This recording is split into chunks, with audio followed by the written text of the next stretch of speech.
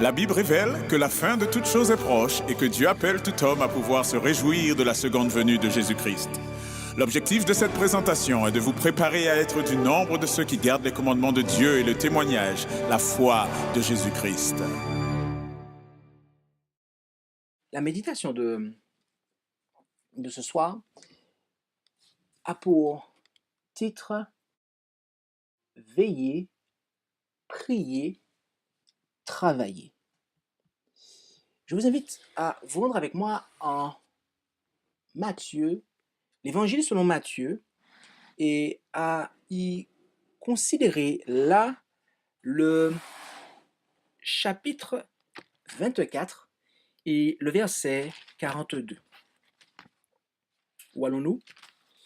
Nous avons dit Matthieu, chapitre 24 et le verset 42. Et là, il est dit, veillez donc, car vous ne savez pas à quelle heure votre Seigneur viendra. Veillez donc, car vous ne savez pas à quelle heure votre Seigneur viendra. Voyez-vous, nous avons souvent cette injonction, cette admonition de la part de Jésus qui nous est rapportée. D'accord? Nous trouvons cela à plusieurs endroits dans le Nouveau Testament, notamment en plusieurs fois dans le livre de l'Évangile selon Matthieu et les évangiles de Marc, Luc. Veillez. Des fois, il est même dit veillez et priez, d'accord? Notamment comme en Luc 21, verset 36, où il est dit veillez et priez constamment, d'accord? Ou en tout temps, selon la version que vous avez. Veillez et priez. Donc, ce sont là deux éléments qui doivent, je dirais, caractériser l'attitude du chrétien. Le fait de veiller et de prier. Et de manière à illustrer l'importance de rester éveillé, spirituellement, de rester alerte, attentif. Jésus, à la suite de Matthieu 24, verset 42, il a prononcé 6 paraboles. Nous avons ce que nous pourrons appeler la parabole du portier, d'accord, qui se trouve en Marc 13, verset 34 à 37, mais qui en fait est condensée en un verset en Matthieu 24, verset 42, verset que nous avons lu. Et à la suite de ça, nous avons une deuxième parabole, la parabole du maître de maison, au verset 43 et 44. Puis, une troisième, la parabole du serviteur fidèle et infidèle, du verset 45 à 51. À la suite de ça, nous avons en l'évangile, selon Matthieu, au chapitre 25, le chapitre suivant, du verset 1 à 13, nous avons la parabole des 10 vierges. Puis, nous avons la parabole des talents, du verset 14 jusqu'au verset 30. Et en dernier lieu, en sixième et dernière parabole, nous avons la parabole des brebis et des boucs, du verset 31 à 46. Jésus donne 6 paraboles pour illustrer l'importance de rester vigilant, de rester alerte. Et lorsque vous lisez ces paraboles, vous vous rendez compte qu'elles ont toutes un point en commun.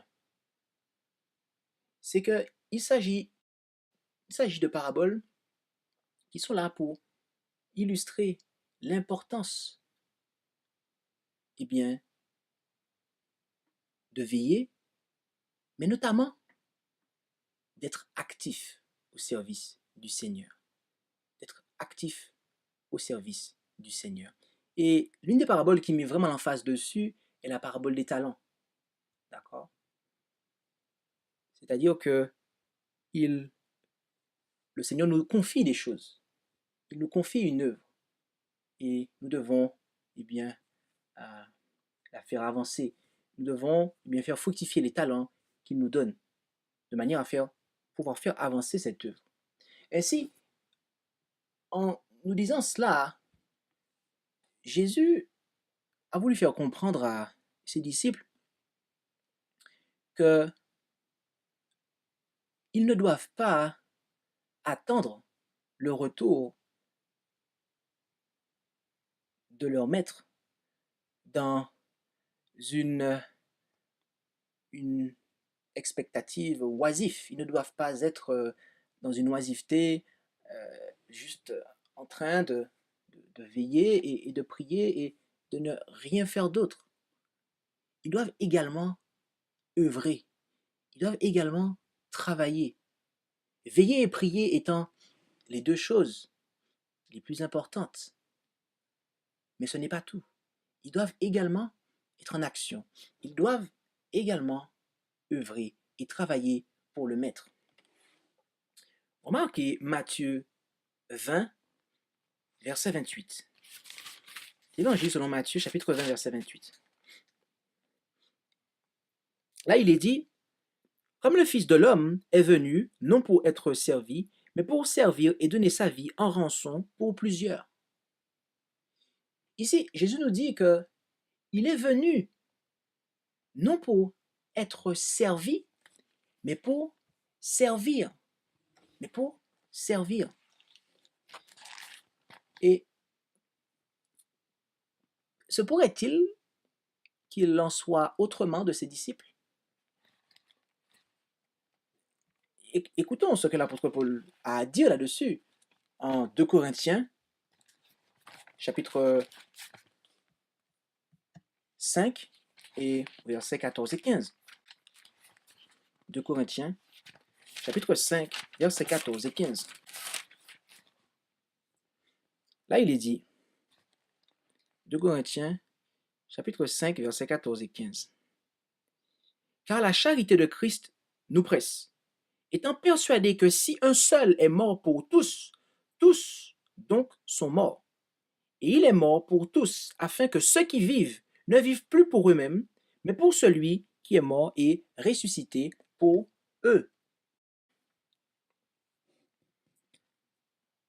Si la vie que nous vivons est une vie qui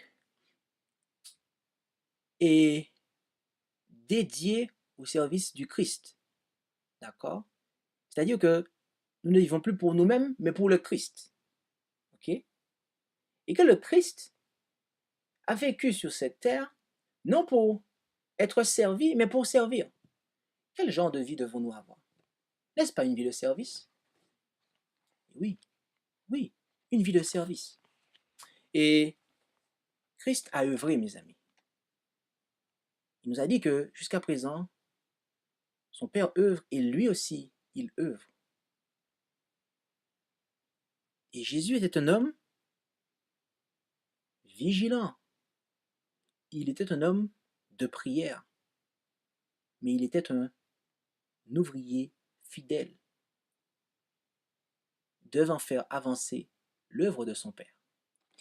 Et voyez-vous, mes amis, il n'est pas difficile de conclure qu'il ne peut pas en être autrement pour ses disciples. Je souhaiterais partager avec vous 2 déclarations de l'esprit de prophétie. La première se trouve dans Témoignages pour l'Église, volume 1, à la page 285, paragraphe 2, où nous lisons « Il y a 3 mots d'ordre dans la vie chrétienne. Et il faut s'en souvenir si l'on ne veut pas que Satan ne nous circonvienne. Ces 3 mots d'ordre sont veiller, prier, travailler. La prière et la vigilance sont nécessaires pour avancer dans la vie spirituelle. Vous vivez l'heure la plus importante de votre vie.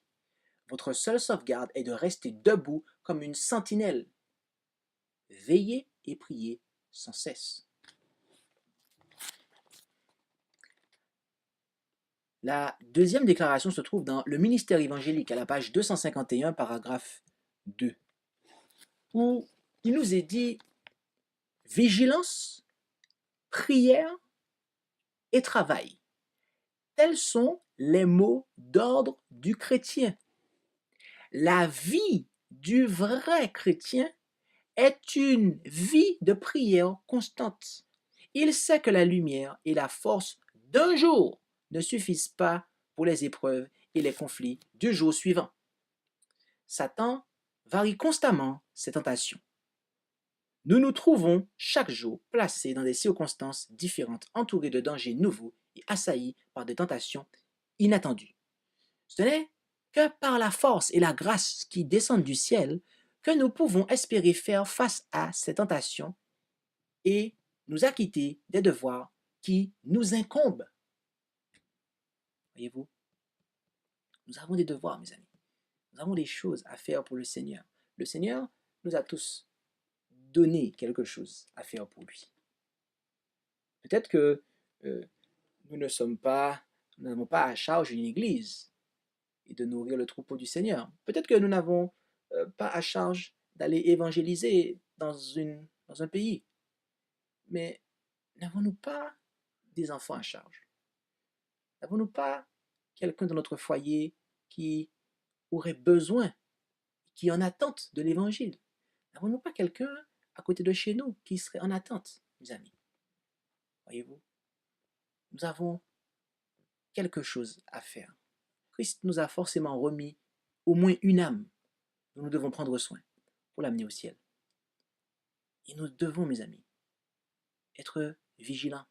Nous devons prier pour nous-mêmes, pour que l'ennemi n'ait pas raison de nous, mais aussi pour les autres, et aussi travailler pour les autres, pour le salut d'autrui. Nous avons été sauvés pour servir. Nous ne vivons pas pour nous-mêmes, mais pour celui qui est mort et ressuscité pour nous. Ainsi donc, les trois mots d'ordre de notre vie doivent être de veiller, de prier et de travailler. Puissions-nous réaliser cela. Puissions-nous être des ouvriers à l'image de notre Seigneur et Sauveur qui nous a laissé cet exemple. Que notre prière soit de lui ressembler constamment et d'imiter l'exemple qu'il nous l'a laissé. C'est pour cela que je vous invite, dès aujourd'hui, si cela n'a pas été le cas par le passé, à être constamment en train de veiller, de prier et de travailler pour le Seigneur. Amen. Merci d'avoir écouté cette présentation avec intérêt. Pour plus d'informations, consultez notre site internet lereste.org et suivez-nous sur Facebook ainsi que sur YouTube à @lereste. Vous pouvez aussi nous contacter par email à info@lereste.org ou par téléphone au +33 6 12 60 13 69.